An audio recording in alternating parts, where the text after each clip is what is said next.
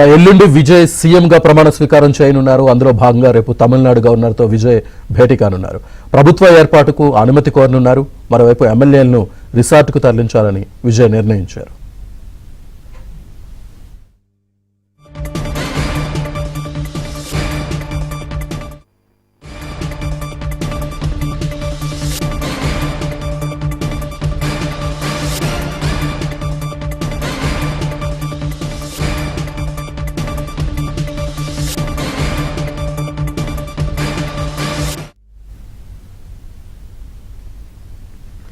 రేపు తమిళనాడు గవర్నర్తో విజయ్ భేటీ కానున్నారు. ఎల్లుండి ముఖ్యమంత్రిగా ప్రమాణ స్వీకారం చేసే అవకాశం కనిపిస్తోంది. పూర్తి డీటెయిల్స్ మా కరెస్పాండెంట్ సిరి అందిస్తారు. సిరి,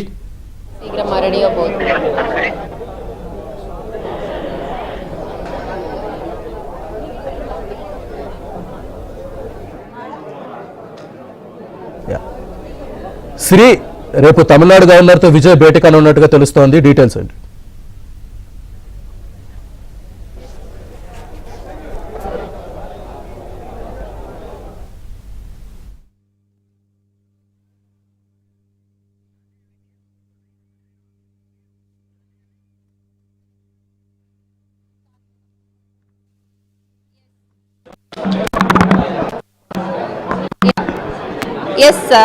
తమిళనాడులో ప్రస్తుతం గంట గంటకి మారుతున్నటువంటి సమీకరణాలు మనం చూస్తున్నాము. మనం ప్రస్తుతము టీవీకే హెడ్ క్వార్టర్స్ అయినటువంటి పనయూరులో ఉండేటువంటి ఆఫీస్లో ఉన్నాము. ఇప్పటికే ఉదయం నుండి కూడా ఈ ఏరియా అంతా కూడా, ఆఫీస్ అంతా కూడా ఎంతో కోలాహలంగా మారిందని చెప్పొచ్చు. ఇక అభిమానులందరూ కూడా ఇక్కడికి విచ్చేసి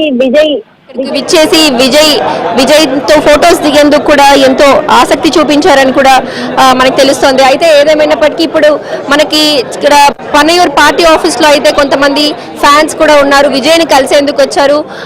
వారి దగ్గర చూసినట్టయితే ఇక్కడ చేతిపైన తలపతి అని వేసుకున్నటువంటి టాటూస్ కూడా చూస్తున్నాము. అంతేకాదు విజయ్ ఫోటోని కూడా టాటూ వేసుకున్నారు.